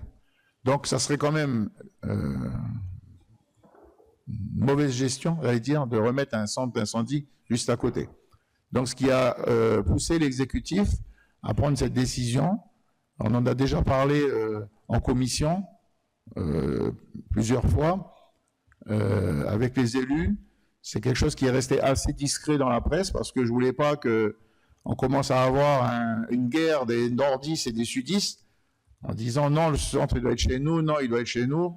Donc en tous les cas, la décision a été prise qu'il resterait sur la partie sud de la commune et qu'il serait situé à côté de l'école La Coccinelle. J'ai même dit au commissaire, on l'a mis exactement là où la route doit sortir. Voilà. Ce qui fait que les pompiers seront au centre de Boulary en 3 minutes. Donc, vous savez que à cet espace-là devrait sortir la route qui passera le désenclavement, ou la route qui devrait aller sur la partie sud de la commune. Et on fera tout, l'exécutif présent, les uns et les autres, pour que cette route se fasse dans les meilleurs délais. Je rappelle que le centre d'incendie et de secours a été suppléé sur la partie nord par la sécurité civile cette fois-ci. Plus d'une dizaine de pompiers étaient là en permanence, je crois jusqu'à 23, au centre, au CIO, à côté, là, au centre d'haltérophilie, pardon. Et les pompiers de Dimbéa et de Nouméa sont également venus en renfort. Je vous rappelle qu'en cas de cyclone, on prend une unité de pompiers du Mont d'Or Sud qu'on déplace sur le Mont d'Or Nord. Donc aujourd'hui, dans la carte de gestion des risques de la commune, personne ne sera mis de côté. Y a-t-il des interventions sur ce projet? Monsieur Sao. Oui, merci, monsieur le maire. Je voudrais juste avoir des précisions sur l'emplacement de ce futur centre. Est-ce que c'est le bout de terrain qui reste près du parc? Ou est-ce que c'est le terrain qui reste près de la maison de quartier? Oui, c'est celui-là, la maison de quartier. Là. Maison de quartier. Ben, finalement, ça a été bien aussi de le dire en conseil municipal qu'il fallait maintenir le centre de l'autre côté, dans la partie sud du territoire de la commune. Donc, je suis heureux que nos interventions servent finalement dans l'intérêt général de notre commune. Merci. Toujours, Monsieur Sao, je vous écoute. Madame Julier. Oui, je voulais profiter de ce texte-là pour saluer l'action de nos pompiers. Je sais que dernièrement, ils ont été encore pris à partie, caillassés à la briqueterie. Pendant les exactions, ils ont subi énormément de caillassages, énormément de menaces. Et pour autant, ils sont toujours là, ils essayent de faire leur travail au mieux, de répondre aux urgences, notamment aux urgences sanitaires, parce que pendant un long moment, on n'avait pas de dispositif de sécurité, de la sécurité civile pour avoir une permanence le week-end.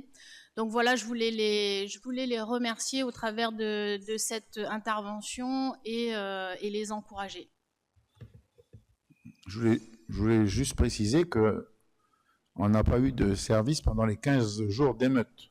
Mais dès le 15e jour fini, la sécurité civile s'est installée à Boulari. Donc c'est les premiers qui sont venus à notre renfort. Et voilà, et effectivement, j'associe à vos remerciements des pompiers territoriaux, j'allais dire les pompiers qui viennent de métropole, qui changent tous les 2 mois, qui ont apporté leur expertise d'ailleurs à nos pompiers, puisqu'ils ont été 6 à être avec la brigade de pompiers de Mont-d'Or Sud, mais en même temps, ils étaient à un moment 23 installés chez nous, avec l'accueil par la ville, payé par la ville, le logement et les repas. Voilà. Donc, là encore, on a su très rapidement tirer parti de la situation en demandant des forces supplémentaires. Voilà, donc je me félicite, comme vous, que ce projet avance, qu'il reste dans la partie sud de la commune et qu'il soit installé à côté d'une école. Je pense que tout le monde sera gagnant. Y a-t-il d'autres interventions? Je vous lis la délibération. Donc, qui porte approbation du programme de travaux de réalisation du centre d'incendie et de secours du col Barreau. Le programme des travaux dans l'article 1er de ce CIS du col Barreau à la coulée est approuvé. L'article 2, le maire ou son représentant est habilité à signer les marchés avenants éventuels avec les entreprises qui seront proposées par la commission d'appel d'offres, ainsi que tous les actes ou conventions liées à cette opération. Article 3, les dépenses seront imputées au budget assainissement sur le chapitre d'investissement 126-18, caserne de pompiers, contrat d'agglo 2024-2027 avec une AP 36-18 dans la limite des crédits inscrits. Article 4, article de recours. Article 5, article d'exécution. Je mets la délibération au vote qui est contre, qui s'abstient, avis favorable du Conseil. Voilà un autre projet aussi qui était important de sortir, c'est l'extension du cimetière et la création d'une aire de stationnement à Ploum. Monsieur Goyon, s'il vous plaît. Alors, pas d'observation lors de la commission et le projet de délibération a reçu un avis favorable. D'accord, donc je vais juste rappeler que c'est un projet de 88 millions qui devrait être fini normalement fin juillet 2025.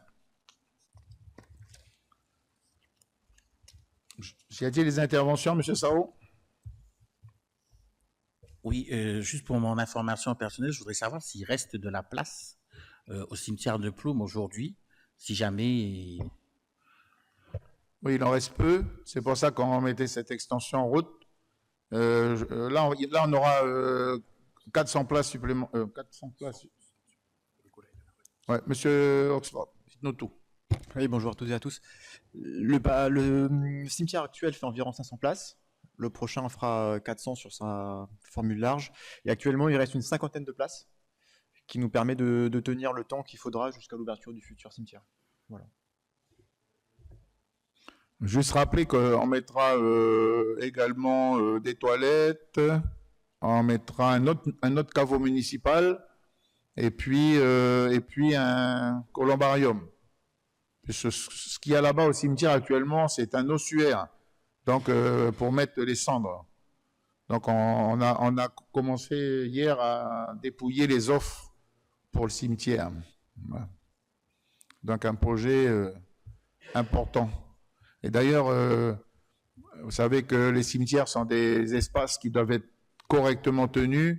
Nous, on met toujours un point d'honneur à ce que ce soit propre et il y a des travaux à faire encore au cimetière. Mais il faut savoir que ces derniers temps, le cimetière a été vraiment, il s'est rempli très rapidement avec la partie caveau, avec la partie tombe. Donc c'est pour ça que là, il fallait vraiment qu'on attaque l'extension. Donc merci au service. Y a-t-il d'autres questions? Pas d'autres questions? Madame Julier, pardon. Monsieur Sao, il pose des questions personnelles. Du coup, moi aussi.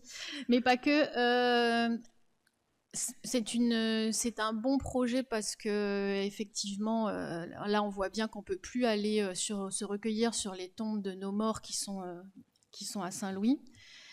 Du coup, j'aimerais savoir si il sera possible de faire les demandes de transfert de tombes, d'inhumation, enfin je ne sais pas comment on appelle ça, mais de pouvoir transférer les tombes de nos défunts sur Ploum quand ce sera terminé pour qu'on puisse avoir un lieu de recueil sécurisé.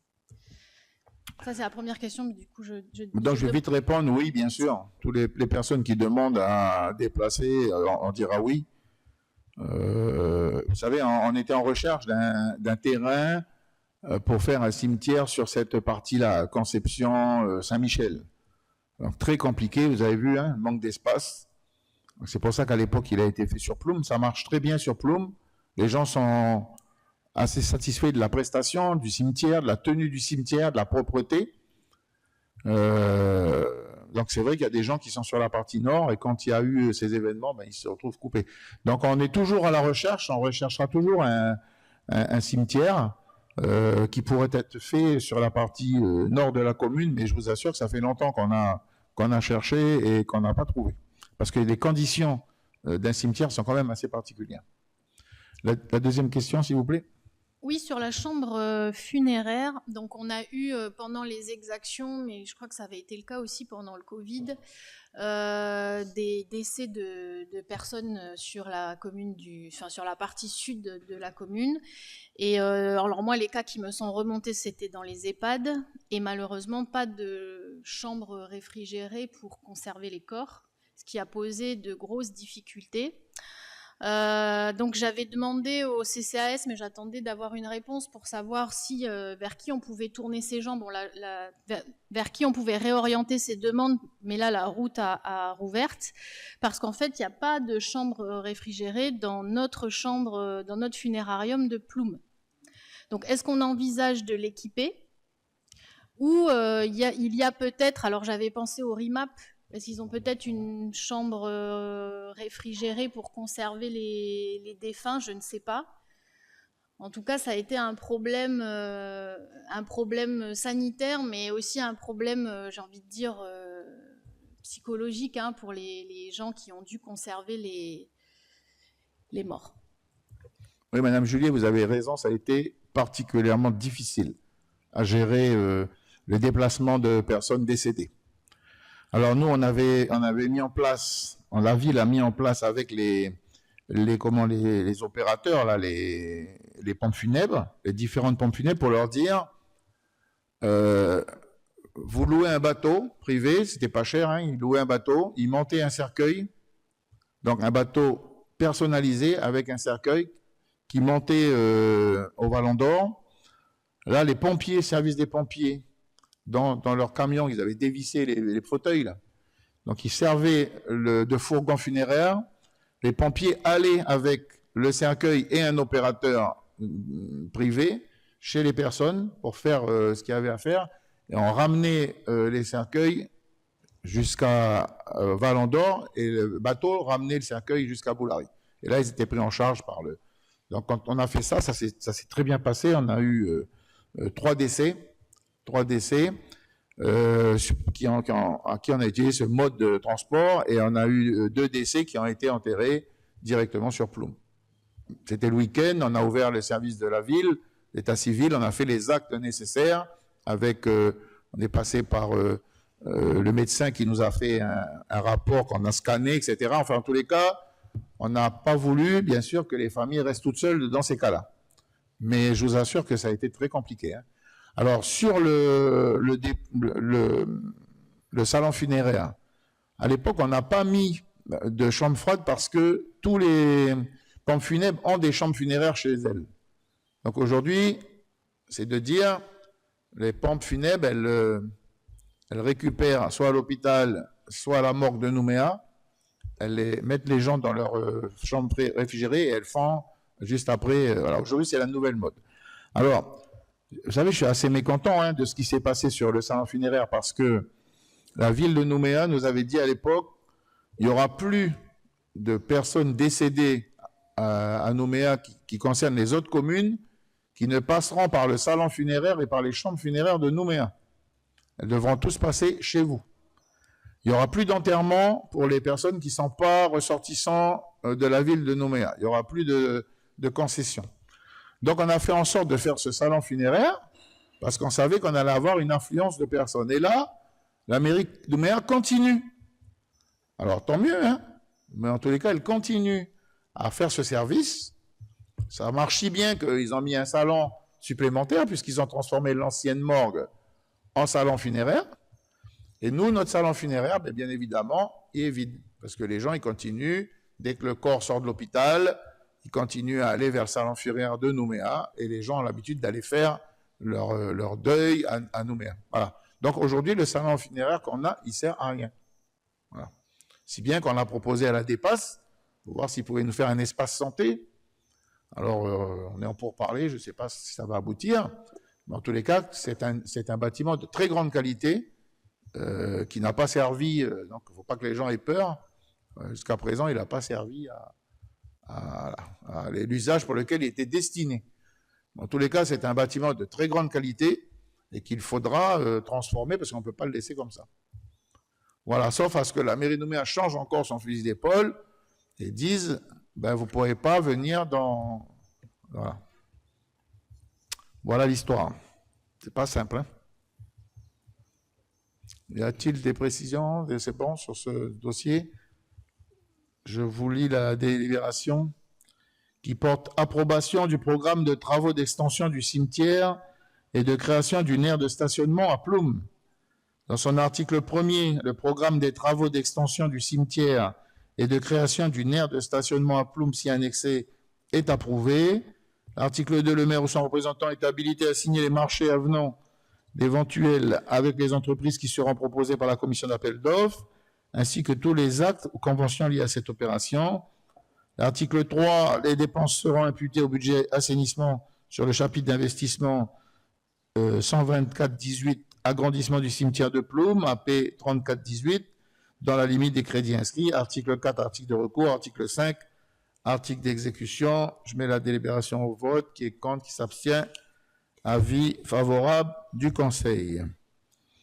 Alors après, on a le dernier point, enfin l'avant-dernier point, concerne l'approbation de programmes. Non, ça c'est fait. L'approbation, pardon, des rapports écrits relatifs aux sociétés d'économie mixte. Alors là, on a un tout petit problème.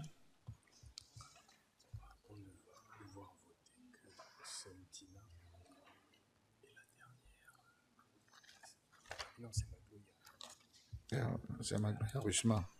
Il y en avait 3. On doit environnement. On ne peut pas.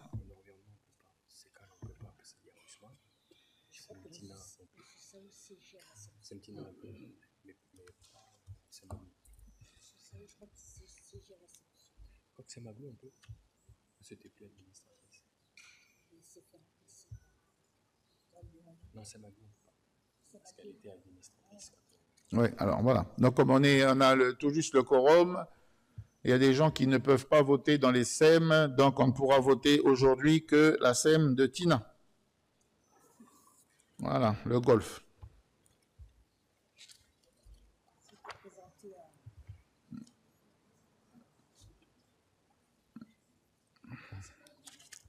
Ah putain.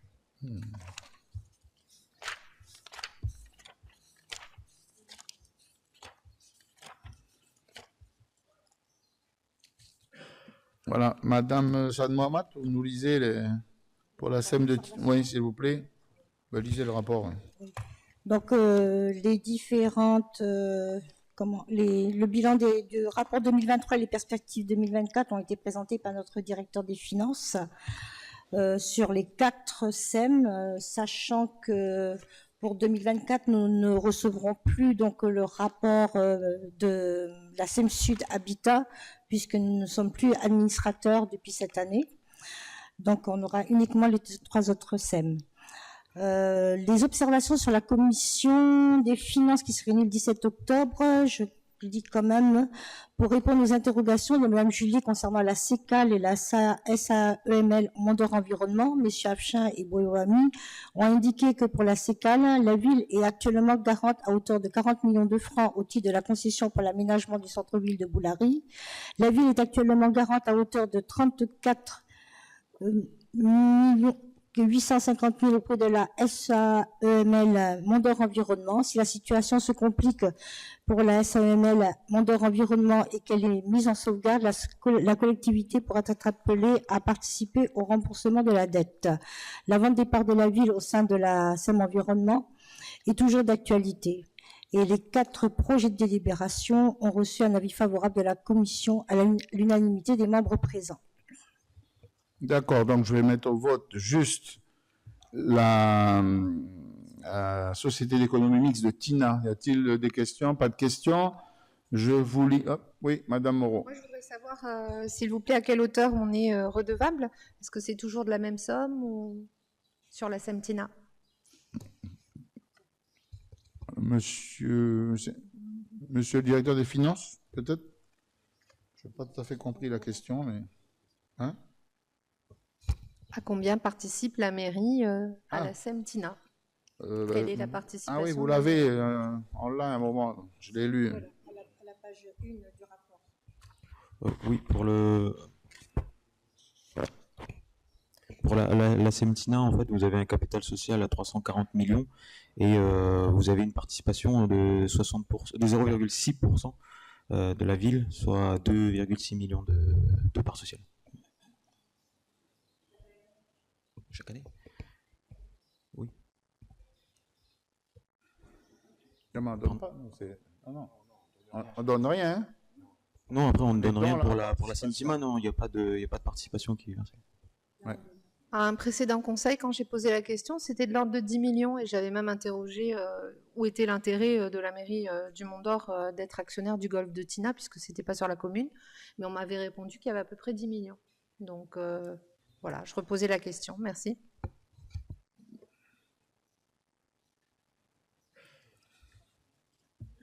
Donc, vous avez la réponse?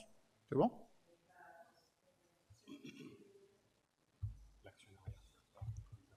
Hein? C'est ce qu'il a lu. Il est là, dans le SEM de Tina. Le chiffre d'affaires.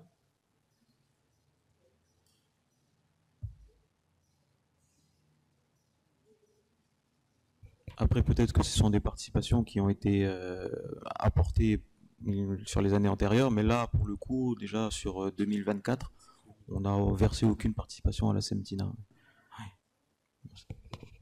Merci. Je crois que c'est bon. Enfin, dans le rapport, on a les participations. Et puis...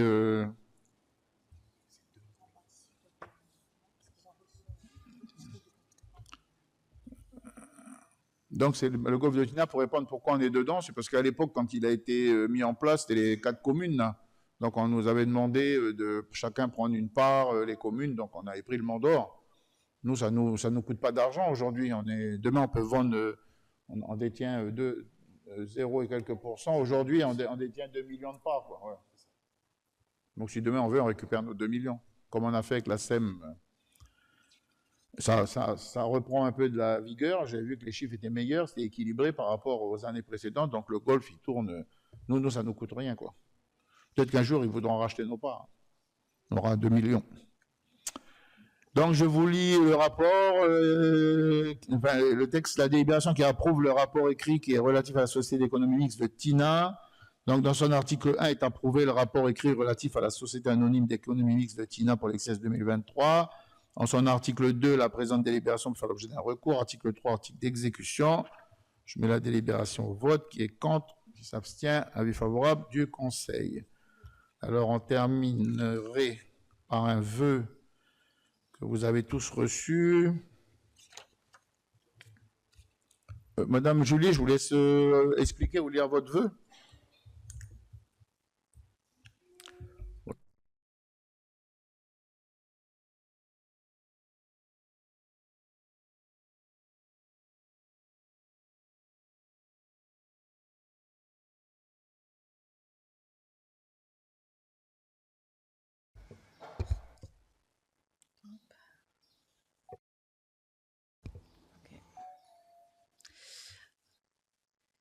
Donc, comme l'ensemble des élus, nous avons été informés du vandalisme que le groupement scolaire dont Yahweh a été victime. Et nous avons également eu connaissance de ce qui s'est passé à la briqueterie et nous avons eu l'occasion de nous y rendre. Et puis, il y a eu d'autres événements comme l'incendie de l'école de Colbaro. Il y a eu plusieurs fois des cambriolages à la briqueterie.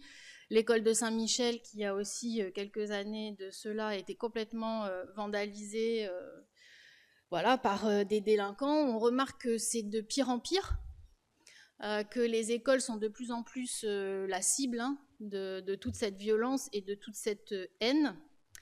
Et nos écoles, malheureusement, ne sont toujours pas sécurisées par un système d'alarme efficace et par des caméras. Donc on souhaiterait au travers de ce vœu qu'au budget de l'année prochaine, il puisse y avoir, alors peut-être de façon échelonnée bien entendu, puisque vu le nombre d'écoles, ça risque d'être compliqué de toutes les équiper d'un coup, mais en tout cas celles qui sont le plus souvent la cible de ces actes malveillants soient équipées les premières et ensuite les autres, parce qu'il y a un véritable sentiment d'insécurité qui règne dans les écoles. Les équipes pédagogiques ne se sentent pas forcément en sécurité ou on ne travaille plus dans la sérénité.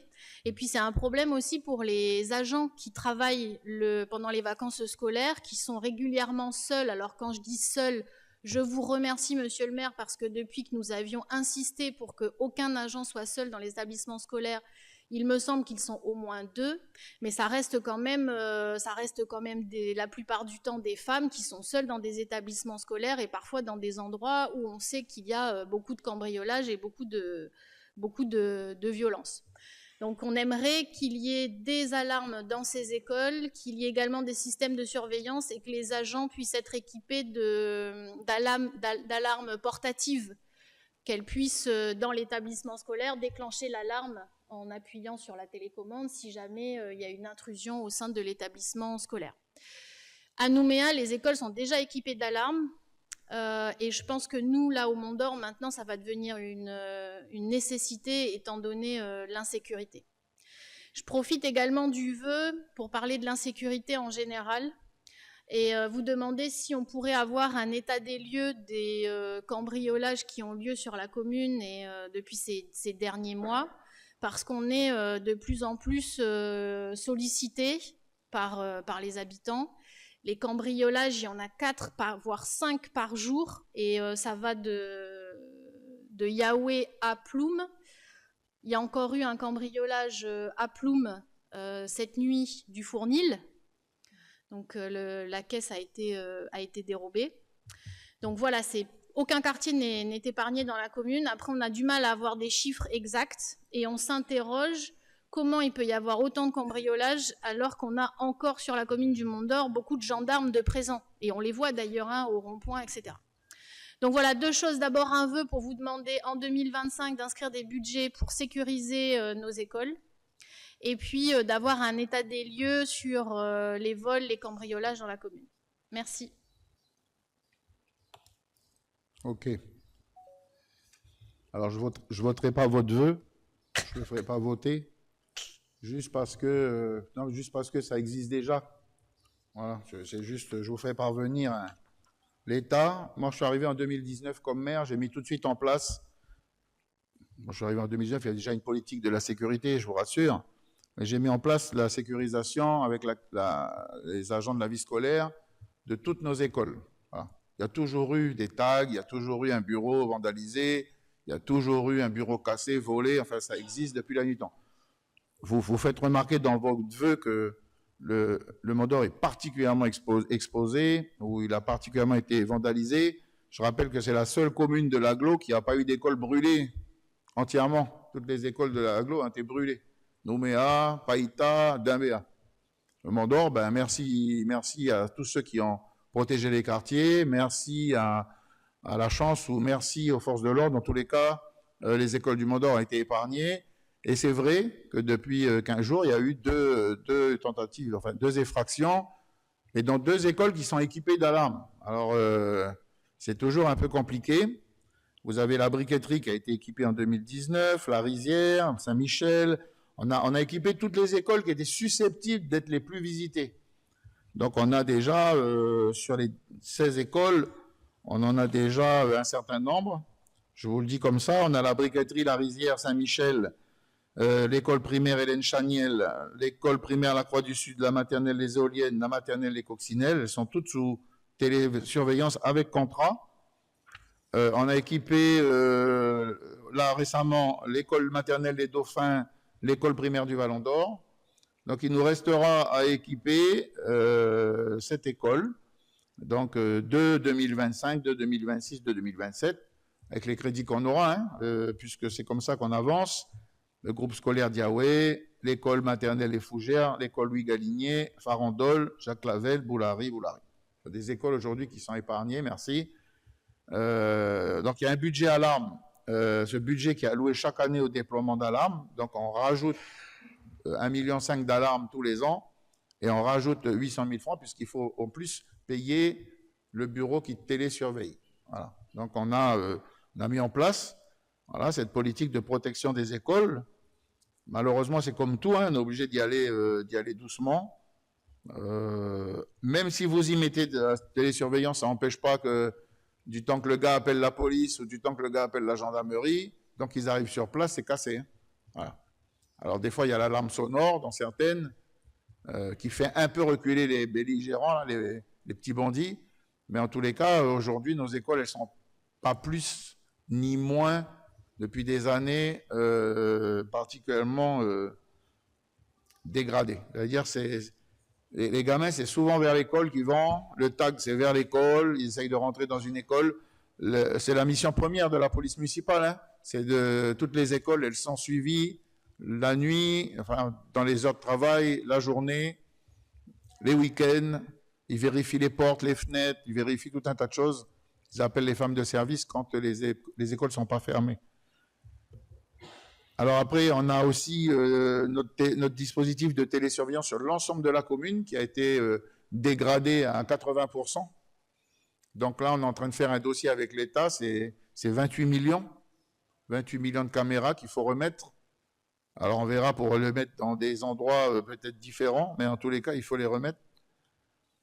Et on a des caméras qui sont à côté des écoles, qui surveillent les écoles. On en a 4. On a Yahweh, on a la Rizière, on a Pont des Français et on a l'Ouave du Vallon d'Or, où ces caméras, elles sont sur les écoles le soir. Hein. Pour répondre à la gestion du personnel municipal, c'est un sujet qui avait été abordé il y a quelques années. Aujourd'hui, le personnel municipal, pendant les vacances scolaires, il n'est pas seul, sauf s'il y a une personne qui est malade. Donc à ce moment-là, ils peuvent se retrouver seuls, ils sont toujours en binôme. Il y a aussi des agents qui sont tournants. Donc quand il y a un agent malade, on peut remplacer, on en a 3. Donc ça fonctionne. On en a 4, pardon. Et puis on a également, on a dit aux agents qui étaient seuls, qui ne voulaient pas rester seuls dans leur école, à ce moment-là, on les déplaçait, on les mettait dans l'école d'à côté. Voilà. Donc, il n'y a jamais, sauf à ce que le personnel ne veut pas changer d'école, et puis néanmoins, il veut rester dans cette école. Voilà. Mais aujourd'hui, on a fait en sorte que notre personnel soit en sécurité. Je rappelle qu'aujourd'hui, on a encore en mairie du personnel qui a été, on a dégradé les locaux au centre-ville. Donc, c'est tout le service ressources humaines, une partie du service vie scolaire, le service vie scolaire, qui aujourd'hui squatte Non, on les accueille gentiment. Ils ne squattent pas. Ils viennent, ils sont tous dans les locaux de la mairie. D'ailleurs, on a récupéré des bureaux à côté. Donc, Madame Julier, je vous remercie de vous occuper de cette partie-là qui me tient très à cœur. Effectivement, le personnel doit être en priorité. Il doit être sauvegardé. Voilà, c'est le rôle de l'employeur, quel qu'il soit. Donc, c'est juste, quand je dis je ne voterai pas votre vœu, c'est juste pour dire qu'il y a un plan d'opération, mais qui peut vous être présenté en commission de sécurité. Il y a une commission qui existe. Je demanderai au vice-président de réunir sa commission et de faire le point avec tous les élus sur je crois que c'est M. Alguerez, la commission de la sécurité et des biens, et puis de faire le point avec vous sur tous les problèmes d'insécurité qu'il y a en ce moment. Alors, vous avez raison aussi de souligner qu'on est dans une période qui est propice, malgré les forces de l'ordre en place, hein, qui est propice aux petits larcins. Donc, on a des gamins aujourd'hui qui continuent parce qu'ils croient qu'ils ont le droit, ils ont gagné le droit de continuer à être sur la route, à être les leaders, les caïds. Donc, on le voit hein, dans leur comportement. J'ai demandé la plus grande fermeté à la justice et puis forces de l'ordre pour les arrêter immédiatement et les traduire devant un tribunal. On a déjà, avec Madame Ferrali, mis en place le Conseil pour les droits et devoirs des familles pour les plus jeunes, pour les larcins les plus mineurs, mais on s'aperçoit que cette tension des derniers mois a laissé des traces et il va falloir qu'on soit vigilants les uns les autres. Je pense, on a vu les voisins vigilants se regrouper pendant cette période. Et je pense qu'il faut qu'on continue avec les voisins vigilants aussi à mettre en place quelque chose de plus rigoureux ou plus sérieux, quoi. Voilà, Madame Julie, on va voter votre vœu. Oui, Madame Julie, allez-y. Oui, mais je vous remercie pour la proposition d'organisation d'une commission afin qu'on puisse avoir un bilan détaillé. Voilà, je regrette que vous ne vouliez pas voter un vœu qui consiste à inscrire quelques crédits que visiblement vous avez déjà inscrits pour l'année prochaine puisque vous avez évoqué un montant de 1,5 million. Après, je m'étonne de votre note sur l'équipement des écoles puisque groupe scolaire de Yahweh, je peux vous assurer, il y a 0 caméra, 0 alarme. Le groupe scolaire de l'école de la briqueterie a été cambriolé. Il n'y a eu aucune vidéo, aucune alarme qui a sonné. Donc je suis étonnée quand je vous entends dire que les écoles sont équipées d'alarmes. Alors peut-être il y a une confusion entre une télésurveillance globale de la commune, parce que même les caméras aux abords des écoles, même Saint-Michel, j'en ai pas connaissance depuis qu'il y a eu le gros incident en 2018, je crois. Mais pour autant, on est preneur de voir exactement de quoi on parle, parce qu'après avoir visité les écoles, les directeurs n'ont pas l'air d'être au courant qu'il y a un système d'alarme dans leur école. Ensuite, sur les agents, merci beaucoup d'avoir fait en sorte que maintenant, elles soient deux, les personnes qui restent dans les établissements, là, nos employés qui restent dans les établissements scolaires pendant les vacances, parce que c'est vrai qu'il y avait des situations qui les mettaient vraiment, on prenait des risques à les laisser seuls, donc on vous remercie d'avoir répondu à notre demande. Maintenant, je vous dis, quand les agents arrivent le lundi matin et que sur les murs, il y a écrit « bâtard de blanc », qui a écrit « nique la France », quand tu viens travailler pendant la semaine de vacances scolaires, même si t'es deux, vu la taille de l'école, t'es pas fier quand même. Hein. Tu t'enfermes dans chaque classe à chaque fois que tu fais le ménage. Et je pense que si on pouvait avoir quand même ce système portable d'alerte, ça permettrait de les rassurer. Et c'est un investissement qui est vraiment très minime au regard de la sérénité que ça peut apporter à nos agents. Voilà, mais j'ai bien noté que vous n'alliez pas voter une énième fois une proposition que nous faisons. Ah non, mais on vote des fois.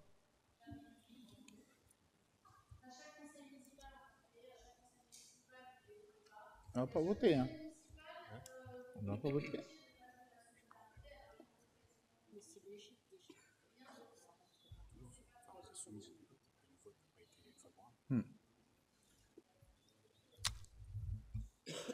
On vous soutient, Madame Julie, dites pas ça. Je mets le vœu au vote. Qui est contre? Non. Qui s'abstient? Voilà, avis défavorable du conseil. Je vous rappelle la date du prochain conseil municipal, le jeudi 12 décembre. Alors, vous me direz après si on continue à le faire le matin ou si on le fait l'après-midi ou le soir, parce que c'est compliqué d'avoir un quorum et je ne veux pas me servir de Mme Moreau pour compléter le quorum. Si on n'a pas, je vais vous dire franchement, Mme Moreau, hein, moi, si on n'a pas, il n'y en a pas. Hein. Vous voyez, je veux pas, non, mais je veux pas vous utiliser. Voilà, c'est pas le cas. Après, vous faites comme vous voulez, mais s'il n'y a pas de quorum, moi, j'ai pas de conseil. Ça peut tenir hein, jusqu'à l'année prochaine. En tous les cas, mesdames et messieurs, merci beaucoup. Voilà. 12 décembre, n'oubliez pas. Hein.